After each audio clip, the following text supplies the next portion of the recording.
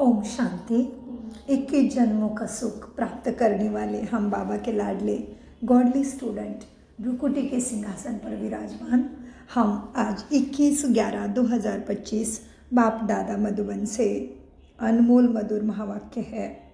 मीठे बच्चे, तुम अभी गॉडली सर्विस पर हो। तुम्हें सबको सुख का रास्ता बताना है, स्कॉलरशिप लेने का पुरुषार्थ करना है। प्रश्न, तुम बच्चों की बुद्धि में जब ज्ञान की अच्छी धारणा हो जाती है तो कौन सा डर निकल जाता है? उत्तर, भक्ति में जो डर रहता है कि गुरु हमें श्राप ना देवे, यह डर ज्ञान में आने से, ज्ञान की धारणा करने से निकल जाता है, क्योंकि ज्ञान मार्ग में श्राप कोई दे न सके। रावण श्राप देता है, बाप वर्षा देता है।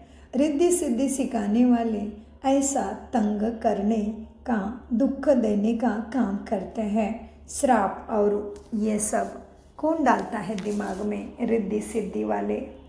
तो बाबा कहते हैं ज्ञान में तो तुम बच्चों को, बच्चे ज्ञान में तुम बच्चे सबको सुख पहुँचाते हो। ओम शांति।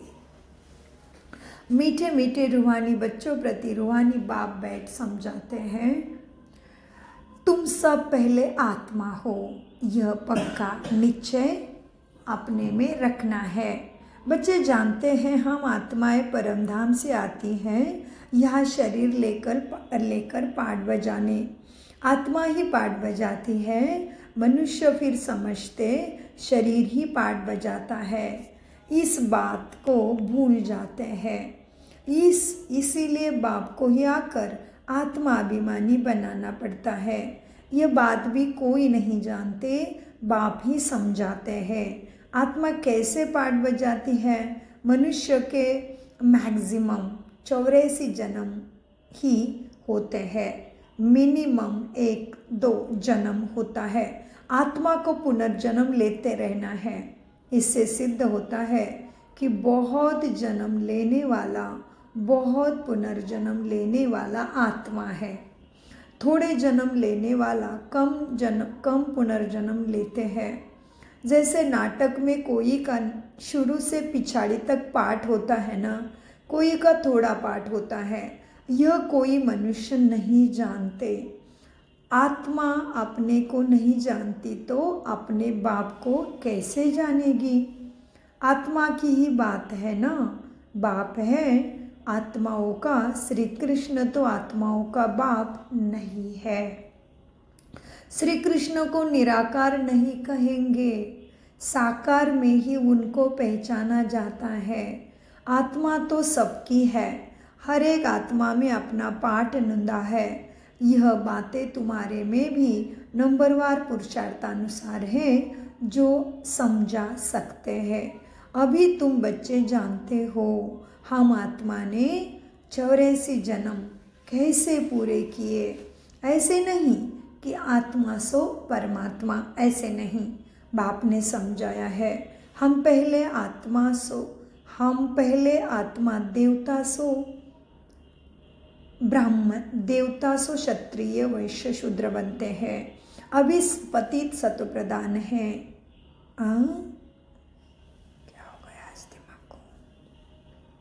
अभी पतित तमो प्रधान है, फिर सतो प्रधान पावन बनना है। बाप आते ही तब है जब सृष्टि पुरानी हो जाती है। बाप आकर पुराने को नया बनाते हैं, नई सृष्टि स्थापन करते हैं। नई दुनिया में है ही आदि सनातन देवी देवता धर्म, उन्हों के लिए ही कहेंगे। पहले कलयुगी शूद्र धर्म वाले थे, अब प्रजापिता ब्रह्मा के मुख वंशावली बन ब्राह्मण बने हो। ब्राह्मण कुल में आते हो। ब्राह्मण कुल की डिनास्टी नहीं होती। ब्राह्मण कुल कोई राजाई नहीं करते हैं। इस समय भारत में न ब्राह्मण कुल राजाई करते हैं, न शूद्र कुल राजाई करते हैं। दोनों को राजाई नहीं है। फिर उनका प्रजा पर प्रजा का राज्य तो चलता है। तुम ब्राह्मणों का कोई राज्य नहीं। तुम स्टूडेंट पढ़ते हो, बाप तुमको ही समझाते हैं ये 84 का चक्र कैसा फिरता है। सतयुग, त्रेता, फिर होता संगम युग। इस संगम युगी जैसे महिमा और कोई युग की नहीं। यह है पुरुषोत्तम संगम युग। संगम युग से त्रेता में आते हैं। 2 कला कम होते हैं तो उनकी महिमा क्या करेंगे। गिरने की महिमा थोड़ी होती। कलयुग को कहा जाता है पुरानी दुनिया। अब नई दुनिया स्थापन होनी है जहाँ देवी देवताओं का राज्य होता है। वो पुरुषोत्तम थे। कौन थे पुरुषोत्तम? देवी देवता है। वो पुरुषोत्तम थे। फिर कला कम होते होते कनिष्ठ शूद्र बन जाते हैं। उनको पत्थर बुद्धि भी कहा जाता है। ऐसे पत्थर बुद्धि बन जाते हैं तो जिनकी पूजा करते हैं उनकी जीवन कहानी को भी ठीक से नहीं जानते, पूजा करते रहते हैं। बच्चे बाप का जीवन न जाने तो वर्षा कैसे मिले। अभी तुम बच्चे बाप के जीवन को जानते हो, उनसे तुमको वर्षा मिल रहा है। बाप से वर्षा मिल रहा है। क्या चीज़ का? क्या चीज़ का वर्षा मिल रहा है बाप से? एक को जन्मों की स्वर्ग की बादशाही। जी बहुत अच्छा। उनसे तुमको वर्षा मिल रहा है। बेहद का बाप को याद करते हो। क्या कहते हो उनको? तुम माता पिता बंधु सखा कहते हो तो ज़रूर बाप आया होगा ना, तभी तो सुख घनेरे दिए होंगे। बाप कहते हैं मैं आया हूँ। किस लिए आया हूँ? तुम्हें अथाह सुख तुम बच्चों को देने आया हूँ। बच्चों की बुद्धि में ये नॉलेज अच्छी रीति रहनी चाहिए, इसलिए तुम स्वदर्शन चक्रधारी बनते हो। तुमको अब ज्ञान का 3रा नेत्र मिला है। तुम जानते हो हम सो देवता बनते हैं। अब शूद्र से ब्राह्मण बने हैं। कलयुगी ब्राह्मण भी है तो सही ना। वो ब्राह्मण लोग जानते नहीं कि हमारा धर्म अथवा कुल कब स्थापन हुआ, क्योंकि वह है ही कलयुगी। तुम अभी डायरेक्ट प्रजापिता ब्रह्मा की संतान बने हो और सबसे उच्च कोटि के तुम हो। बाप बैठ तुम्हारी पढ़ाई की सर्विस, तुम्हें संभालने की सर्विस और ज्ञान रत्नों से श्रृंगारने की सर्विस करते हैं। बाप बैठ के क्या कर रहे हैं अभी? हमारी पढ़ाई की सर्विस, संभालने की सर्विस और ज्ञान गुण शक्तियों से श्रृंगारने की सर्विस करते हैं। तुम भी हो ऑन गॉडली सर्विस पर। हम क्या कर रहे हैं अभी? गॉडली सर्विस पर है, ड्यूटी पर है। तुम भी हो ऑन गॉडली सर्विस ओनली। केवल गॉड के सर्विस पर है तुम, दूसरा कोई धंधा नहीं तुम्हारा। सारे धंधे तुम्हारे लिए बंद हो चुके हैं। बंद कर दो, क्योंकि एक ना एक दिन सब कुछ भस्म होना ही है। इसलिए पहले से तन मन धन मनसा वाचा कर्मणा सफल करो। तुम भी हो on godly service only. God father भी कहते हैं हम आए हैं। क्या बोल रहे हैं आज बाबा? गॉड फादर भी कहते हैं हम आए हैं। सब बच्चों की सर्विस में आए हैं। बच्चों को सुख का रास्ता बताना है। बाप कहते हैं बच्चे अब घर चलो। है तैयार? तैयार है? जी बाबा, आत्माभिमानी स्थिति का लगन लगी है तो तैयार है। बाप कहते हैं बच्चे अब घर चलो। मनुष्य भक्ति करते हैं मुक्ति के लिए। ज़रूर जीवन में बंधन है, इसलिए मुक्ति चाहते हैं। बाप आकर इन दुखों से तुम्हें छुड़ाते हैं। तुम बच्चे जानते हो सब मनुष्य त्राही त्राही बहुत करेंगे। आहा आहा हाहाकार के बाद जय जयकार होनी है। अब तुम्हारी बुद्धि में है। कितने मनुष्य हाय हाय करेंगे। जब नेचुरल कैलामिटीज आदि होगी मनुष्य हाय हाय करेंगे। यूरोपवासी यादव भी है, बाप ने समझाया है। यूरोपवासियों को यादव कहा जाता है। दिखाते हैं पेट से मुसल निकले, फिर क्या हुआ, उस मुसल ने श्राप दिया, माना वो मिसाइलें बॉम्ब बारूद बनाते हैं, उससे ही उनका विनाश होना है। अब श्राप आदि की तो बात ही नहीं, यह तो ड्रामा में है। बाप वर्षा देते हैं सुखधाम का, रावण तुम्हें श्राप देते हैं। यह एक खेल है। बाकी श्राप देने वाले तो दूसरे मनुष्य होते हैं, लेकिन खेल में ऐसे बताते हैं मनुष्य मनुष्य के ही लिए नुकसान करते हैं विकारों में जाके। उस श्राप को उतारने वाले भी होते हैं। गुरु गोसाई आदि से भी मनुष्य लोग कितने डरते हैं कि कहते गुरु कोई श्राप ना देवे। वास्तव में ज्ञान मार्ग में श्राप कोई दे ना सके। ज्ञान मार्ग और भक्ति मार्ग में श्राप की कोई बात नहीं रहती। यह तो मनुष्य ने डरा के रखा है एक दूसरे को। सच्चा श्राप होता है विकारों में जाने से, उल्टे कर्म करने से। जो रिद्धि सिद्धि आदि सिखाते हैं वो श्राप देते हैं, वो लोगों को बहुत दुखी कर देते हैं, डरा के रखते हैं कि तुम हमारी बात मानो, नहीं तो तुम्हारा ऐसे ऐसे होगा। बहुत पैसे कमाते हैं, ऐसे लोगों को डराते हैं रिद्धि सिद्धि वाले। भक्त लोग यह काम नहीं करते। बाबा ने यह भी समझाया है, बच्चे संगम के साथ पुरुषोत्तम अक्षर भी ज़रूर लिख दो फोटो में, त्रिमूर्ति अक्षर भी ज़रूर लिखना है और प्रजापिता अक्षर भी ज़रूर चाहिए, क्योंकि ब्रह्मा नाम भी बहुतों का होता है। प्रजापिता अक्षर लिखेंगे तो समझेंगे साकार में प्रजापिता ब्रह्मा यह ठहरा। सिर पर ब्रह्मा लिखने से सूक्ष्म वतन वाले भक्ति वाला ब्रह्मा समझ लेंगे, जिसके चारों दिशाओं में 8-10 हाथ दिखाए। ब्रह्मा विष्णु शंकर को भगवान कह देते हैं, प्रजापिता कहेंगे तो समझा सकते हो कि यह प्रजापिता ब्रह्मा है, जिसके रथ द्वारा परमपिता सद्गति का ज्ञान देते हैं। सूक्ष्म वतन में कैसे हो सकता है वो? विष्णु को तो दिखाते हैं ब्रह्मा के नाभि से निकला। तुम बच्चों को भी ज्ञान मिला है, नाभि आदि की कोई बात नहीं। ब्रह्मा सो विष्णु, विष्णु सो ब्रह्मा कैसे बनते हैं, सारे चक्र का ज्ञान तुम इन चित्रों से समझा सकते हो। बिगर चित्र समझाने में बहुत मेहनत लगेगी। चित्र देखकर मनुष्य आसानी से समझेंगे ब्रह्मा सो विष्णु कैसे बनता है। नाभि की कोई बात नहीं, विष्णु सो ब्रह्मा बनते हैं, ये चित्रों के द्वारा समझा सकते हैं। 84 का चक्र है। लक्ष्मी नारायण 84 का चक्र लगाकर फिर से ब्रह्मा सरस्वती बनते हैं। बाबा ने पहले से नाम दे दिया है।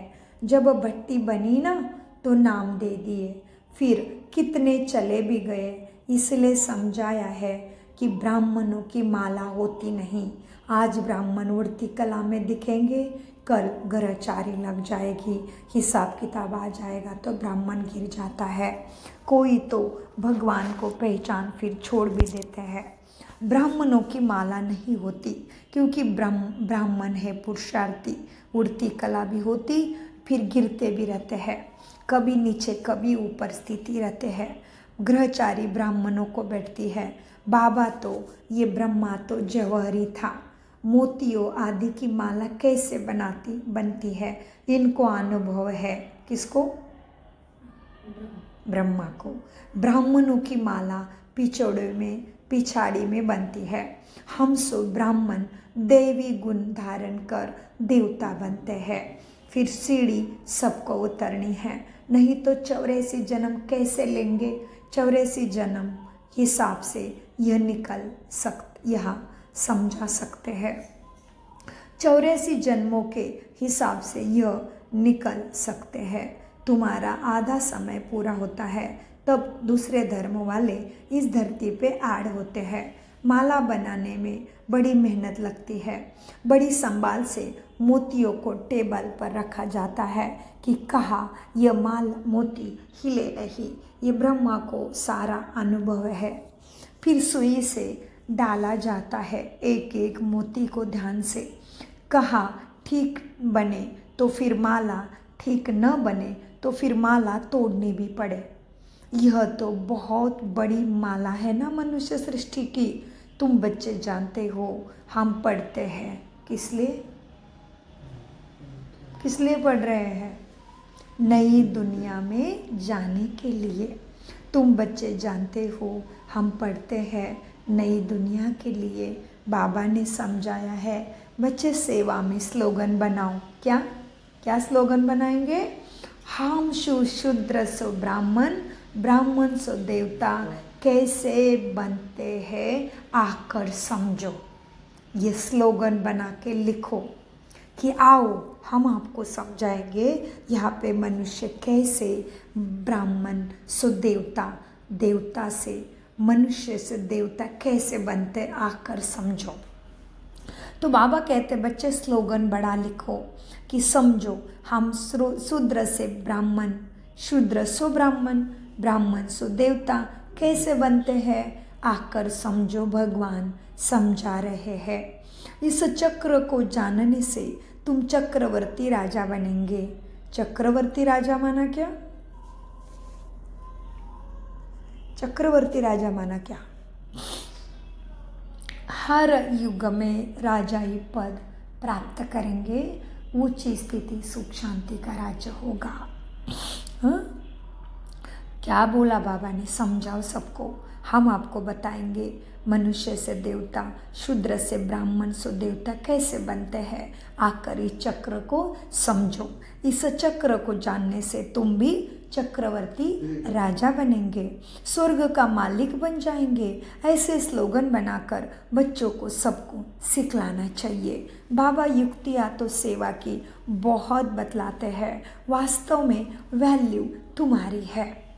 तुमको हीरो हीरोइन का पार्ट मिला। क्या मिला हमें इस ड्रामा के चक्र में? कौन सा पार्ट चल रहा है? Hero heroine. जैसे दुनिया में भी वो पिक्चर के हीरो हीरोइन को देख के बच्चे कितना कॉपी करते हैं। उनको ऐसे ही दिखना है, ऐसे ही हेयर स्टाइल करनी है, ऐसे ही कपड़े पहनने हैं। तो हम क्या है इस ड्रामा में? हीरो हीरोइन हैं। 5000 साल के बाद फिर से हम ही बनेंगे। अभी भी हम ही हीरो हीरोइन का पार्ट बजा रहे हैं। तो कितनी खुशी होनी चाहिए। वास्तव में वैल्यू इस मनुष्य सृष्टि में तुम्हारी है। तुमको अभी हीरो हीरोइन का पार्ट मिलता है। हीरे जैसा तुम बनते हो, फिर 84 का चक्र लगाए कौड़ी मिसल बनते हो। अब जबकि हीरे जैसा जन्म मिलता है तो कौड़ी पिछाड़ी मन क्यों जाता है? क्यों टाइम वेस्ट करते हो? कोई की बातें, इधर उधर की बातें, पुरानी बातें, देहाभिमान की बातें, देहधारियों की बातें, ये सारी कौड़ियाँ है। अब जबकि हीरे जैसा जन्म तुम्हें मिलता है तो कौड़ियों को पिछाड़ी क्यों पड़ते हो? ऐसे भी नहीं कोई घर बार छोड़ना है, नहीं। बाबा तो कहते बच्चे गृहस्थ व्यवहार में रहते भी, गृहस्थ व्यवहार में रहते कमल फूल समान पवित्र रहो और सृष्टि चक्र की नॉलेज को जानकर अंदर में दैवी गुण भी धारण करो। तुम हीरे जैसा बन जाएंगे। बाबा तो कहते हैं गृहस्थ व्यवहार में रहते कमल फूल समान पवित्र रहो, सृष्टि चक्र की नॉलेज को जानकर दैवी गुण भी धारण करो तो तुम हीरे जैसे बन जाएंगे। बरोबर भारत 5000 वर्ष पहले हीरे जैसा था। यह है तुम्हारा एम ऑब्जेक्ट। इस चित्र को, लक्ष्मी नारायण के चित्र को बहुत महत्व देना है। जी बाबा, लक्ष्मी नारायण के चित्र को बहुत महत्व देना है क्योंकि यह तुम्हारा एम और ऑब्जेक्ट है पढ़ाई का। तुम बच्चों को बहुत सर्विस करनी है, प्रदर्शनी म्यूजियम के द्वारा गुप्त मार्ग की भी सर्विस तुम बिगर प्रजा कैसे राज्य करेंगे। इसलिए तुम्हें विहंग मार्ग माना गुप्त मार्ग की सर्विस भी करनी है, तभी तुम्हारी प्रजा बनेंगी। भले इस ज्ञान को सुनते भी है, परंतु उच्च पद तो कोई बिरला ही बच्चे पाते हैं। उनके लिए कहा जाता है कोटों में कोई भगवान का लाल। स्कॉलरशिप भी कोई बच्चे ही लेते हैं ना। 40-50 बच्चे स्कूल में होते हैं एक क्लास में, उनों में से कोई एक स्कॉलरशिप लेता है ना, सारे थोड़ी लेते हैं। कोई थोड़ा प्लस में आ जाता है तो उनको भी थोड़ी स्कॉलरशिप मिल जाती है। यह भी बड़ी यूनिवर्सिटी है, यह भी बड़ा कॉलेज है, यह भी ऐसा ही है।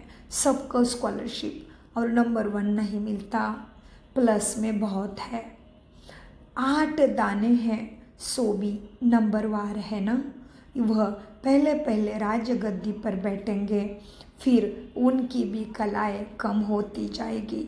लक्ष्मी नारायण का चित्र है नंबर 1, उनकी भी डिनाइस्टी चलती है, परंतु चित्र लक्ष्मी नारायण का ही दिया हुआ है। यह तुम जानते हो, चित्र तो बदलते जाते हैं। चित्र देने से क्या फ़ायदा, नाम रूप देश काल सब बदल जाता है जन्म बाय जन्म। मीठे मीठे रूहानी बच्चों को रूहानी बाप बैठ समझाते हैं। बच्चे, कल्प पहले भी बाप ने तुम्हें ऐसा ही समझाया था। ऐसे नहीं श्री कृष्ण ने समझाया था, नहीं, बाप ने समझाया था। श्री कृष्ण ने गोप गोपियों को सुनाया, ऐसे नहीं। श्री कृष्ण के गोप गोपियाँ होती ही नहीं, ना उनको ज्ञान सिखाया जाता है, ना उधर गोप गोपियाँ है। वह तो है सतयुग का पहला राजकुमार, सबसे श्रेष्ठ। वहाँ कैसे राजयोग सिखलाएंगे, वहाँ तो दुख का नाम ही नहीं है कृष्ण की दुनिया में। स्वर्ग में कोई भगवान को बुलाता है क्या? कैसे राजयोग सिखलाएंगे? वह पतित को पावन कोई नहीं बनाएगा, वह सभी पतित हैं। यहाँ कलयुग में, नरक में, सतयुग में सभी पावन हैं, सभी सुखी है। वह राजयोग की दरकार नहीं। और कृष्ण तो सतयुग का पहला राजकुमार है, उसके जैसा कोई नहीं। फिर भगवान के बाद उनका ही नंबर है, इतनी श्रेष्ठ है श्री कृष्ण की आत्मा। तो वह सतयुग का प्रिंस है। वह कैसे राजयोग सिखलाएंगे, वह पतित को पावन कैसे बनाएंगे? अब तुम अपने बाप को याद करो, ये फालतू बातों में टाइम वेस्ट नहीं करो। बाप फिर टीचर भी है तुम्हारा, टीचर को स्टूडेंट कभी भूल नहीं सके। टीचर को स्टूडेंट कभी नहीं भूलते। भले टीचर कितना वृद्ध हो जाए, पूरा ऐसे झुक जाए, फिर भी जब वो विद्यार्थी आता है, स्टूडेंट आता है, देखता है मेरे टीचर सामने से आए, चरणों में लेटता है ना, तो टीचर तो हमेशा टीचर रहता है, स्टूडेंट उसको कभी भूलते नहीं। तो टीचर को स्टूडेंट कभी भूल ना सके, बाप को बच्चे भूल ना सके, गुरु को भी बच्चे भूल ना सके। तुम बाप को क्यों भूल जाते हो? बाप तो जन्म से ही होता है।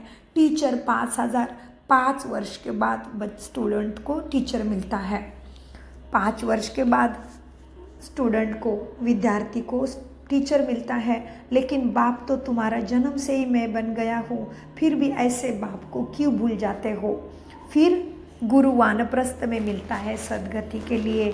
लेकिन तुम कितने भाग्यशाली हो, तुम्हें एक के साथ ही गुरु भी मिला, बाप भी मिला, सदगुरु भी साथ में मिला।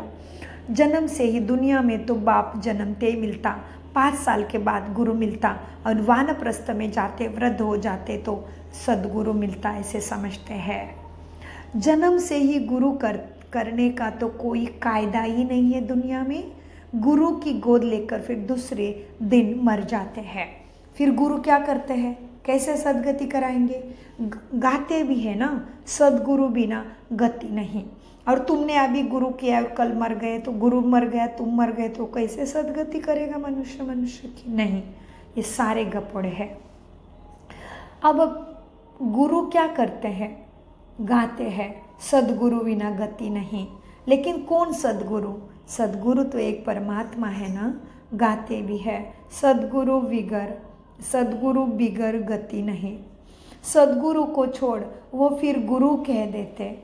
गुरु तो ढेर बैठे हैं अपने शिष्यों को लेके। बाप कहते हैं बच्चे तुम्हें कोई देहधारी गुरु आदि करने की बिल्कुल भी दरकार नहीं है। तुम्हें किसी से भी कुछ अभी मांगना नहीं कि दया करो कृपा करो, नहीं। तुम्हें तो सद्गति दाता सद्बुद्धि देता है। अपने मन बुद्धि से, संस्कार और कर्मों से अपने ऊपर दया करना है, किसी से कुछ मांगना नहीं। कहा भी जाता है मांगने से मरना भला। माना आत्माभिमानी समझो, खुद को देहाभिमान में लाके सबसे कोई कामना नहीं रखनी है। तुम्हें किसी से भी कुछ नहीं मांगना है। कहा भी जाता है मांगने से मरना भला। सबको चिंता रहती है ना कि हम कैसे अपने पैसे ट्रांसफ़र करें जो हमारे दूसरे जन्म के लिए भी मिल जाए या हमारे कुल को मिल जाए। अब सबको चिंता रहती है हम कैसे अपने पैसे ट्रांसफ़र करें दूसरे जन्म के लिए। वो ईश्वरार्थ दान पुण्य करते हैं तो उसका रिटर्न इसी पुरानी सृष्टि में दूसरे एक जन्म भले अल्पकाल के लिए मिलता है। यहाँ तो तुम्हारा ट्रांसफ़र होता है जन्मों जन्मों के लिए।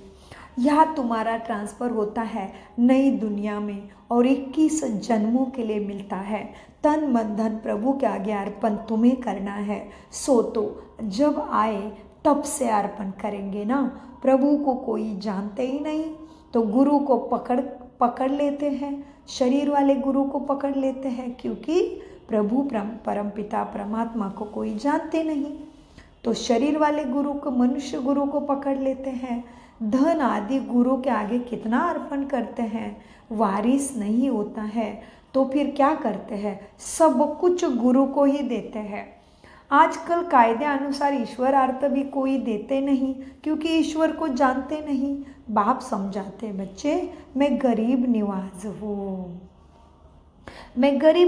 हूँ इसलिए मैं आता ही भारत में हूँ। तुमको आकर विश्व का मालिक बनाता हूँ। डायरेक्ट या और इनडायरेक्ट में कितना फर्क है वह जानते कुछ भी नहीं कि भारत में भगवान कैसे आते हैं, कैसे डायरेक्ट इनडायरेक्ट भारत ही विश्व का मालिक बनता है। सिर्फ कह देते हैं हम ईश्वर अर्पण करते हैं, लेकिन ईश्वर है कौन यह भी नहीं जानते। कितने बेसमझी हैं। तुम बच्चों को अब समझ मिली है कि कब ईश्वर अर्थ मिलता है, कब ईश्वर अर्थ तुम अर्पण करते हो। जब तुम राजयोग का कोर्स करते हो, स्वयं को आत्मा और उसको परमात्मा के रूप में समझते हो, और उसके बाद जब तुम शुरू करते हो अपना तन मन धन सफल करना, तभी ईश्वरार्थ अर्पण होना होता है। उसके पहले तो कहना हुआ, अर्पण कुछ भी नहीं हुआ, केवल कह दिया, विधि तो नहीं पकड़ी ना। राजयोगा द्वारा परमात्मा को ज्ञान तो नहीं जाना, तो तुम कैसे ईश्वरार्थ अर्पण कर सकते हो, ईश्वर को ही नहीं जानते हो। कितने बेसमझी है। तुम बच्चों को अब समझ मिलती है तो तुम बेसमझ से समझदार बने हो ना।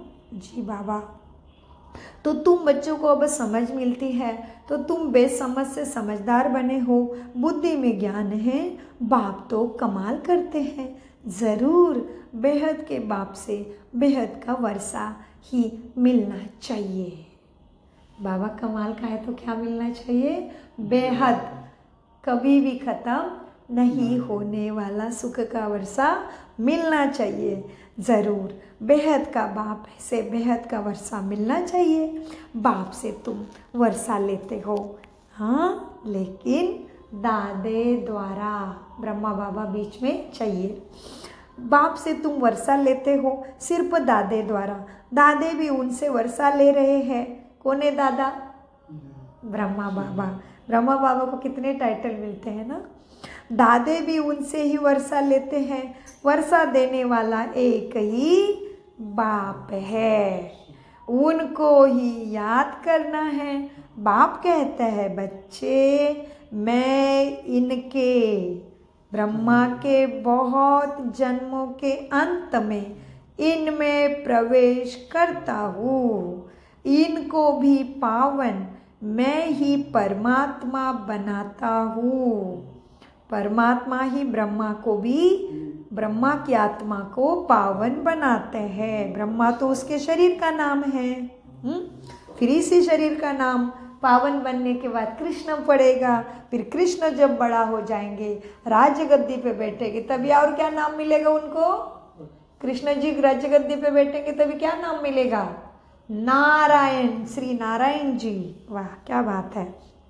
यह तो मनुष्य को कुछ भी नहीं पता। वर्षा देने वाला एक ही है, उनको ही याद करना है। बाप कहता है बच्चे, मैं इनके बहुत जन्मों के अंत में आता हूँ, इनमें प्रवेश कर इनको पावन बनाता हूँ, जो फिर यह फरिश्ता देवदूत बन जाते हैं। बैच पर तुम बहुत सर्विस कर सकते हो, तुम्हारा यह सब है अर्थ सहित बैचेस। यह तो जियादान देने वाला चित्र है, इनकी वैल्यू का किसी को भी पता नहीं, और बाबा को हमेशा बड़ी चीज़ें पसंद आती है, इसलिए बाबा बड़े बड़े पोस्टर बनाते हैं जिसमें क्लियर सब कुछ लिखा हुआ हो, जो कोई भी दूर से पढ़ सके। ऐसे बड़े बड़े चित्र बनाओ। अच्छा, मीठे मीठे सिखी लदे बच्चों प्रति माता पिता बाप दादा का याद प्यार और गुड मॉर्निंग। रूहानी बाप की रूहानी बच्चों को नमस्ते। हम रूहानी बच्चों की रूहानी बाप दादा को याद प्यार गुड मॉर्निंग। नमस्ते प्यारे बाबा नमस्ते। हम हैं आत्माभिमानी स्थिति से सत्य ज्ञान को समझते, धारण करते और कराते। धारणा बेहद बाप से बेहद का वर्षा लेने के लिए डायरेक्ट अपना तन मन धन ईश्वर के आगे अर्पण करने में समझदार तुम्हें बनना है। अपना सब कुछ 21 जन्मों के लिए ट्रांसफ़र कर देना है। जैसा बाप पढ़ाते हैं, संभाल की श्रृंगार की सर्विस भी करते हैं, ऐसे बाप समान तुम्हें भी सबकी सर्विस करनी है। जीवन बंधन से निकल, जीवन बंधन से निकाल खुद को, सबको जीवन मुक्ति में तुम्हें लाना है। जीवन बंधन से निकाल, सबको जीवन मुक्ति में ले जाना है। वरदान, ज्ञान कलश धारण कर, प्यासों की प्यास बुझाने वाले अमृत कलश धारी। बाबा सामने मेरे सिर पे हाथ रख दिया, वरदान देते हैं, ज्ञान कलश धारण कर, ज्ञान कलश धारण कर, प्यासियों की प्यास बुझाने वाले प्यासियों की प्यास बुझाने वाले अमृत कलश धारी भव। अमृत कलश धारी भव। विस्तार, अभी मेजॉरिटी आत्माएं प्रकृति के अल्पकाल के साधनों से आत्मिक शक्ति प्राप्त करने के लिए बनी हुई अल्पज्ञ स्थानों से परमात्मा मिलन मनाने के ठेकेदारों से मिलकर थक गए हैं, निराश हो गए हैं। समझते हैं सत्य और ही कुछ और है, प्राप्ति के बहुत प्यासे हैं। ऐसे प्यासी आत्माओं को आत्मिक परिचय, परमात्मा परिचय की यथार्थ बूंद भी, थोड़ा ज्ञान भी तृप्त आत्मा बना देगी। इसीलिए ज्ञान कलश स्वयं में धारण कर प्यासियों की प्यास बुझाओ। अमृत कलश सदा साथ रहे, अमर बनो और सबको अमर बनाओ। स्लोगन, एडजस्ट होने की कला को क्या करना? एडजस्ट, जो भी परिस्थिति है एडजस्ट, ज्ञान गुण शक्तियों में स्थित होना है। एडजस्ट होने की कला को लक्ष्य बना लो तो सहज संपूर्ण ही बन जाएंगे, और हमारा लक्ष्य ही यही है, इसी शरीर में संपूर्ण संपन्न हमें बनना ही है। तो एडजस्ट होने की कला को लक्ष्य बना लो तो सहज संपूर्ण बन जाएंगे। अव्यक्त इशारे अशरीरी व विधेय स्थिति का अभ्यास बढ़ाओ। अशरीरी बनने के लिए समेटने की शक्ति बहुत आवश्यक है। अपने देहाभिमान के संकल्प को, देह की दुनिया की परिस्थितियों के संकल्प को समेटना है। घर जाने के संकल्प के सिवाय अन्य किसी संकल्प के विस्तार में नहीं जाना है। बस यही संकल्प हो कि अब अपने घर हमें जाना है, और अब हम अपने घर गया कि गया। अनुभव करो कि मैं आत्मा इस आकाश तत्व से भी पार उड़ती हुई जा रही हूँ। इसके लिए अब से अकाल तख्त नसीन होने का अभ्यास बढ़ाओ। ओम शांति, ओम शांति, ओम शांति। मीठे प्यारे बाप दादा का अनगिनत पदम गुना शुक्रिया।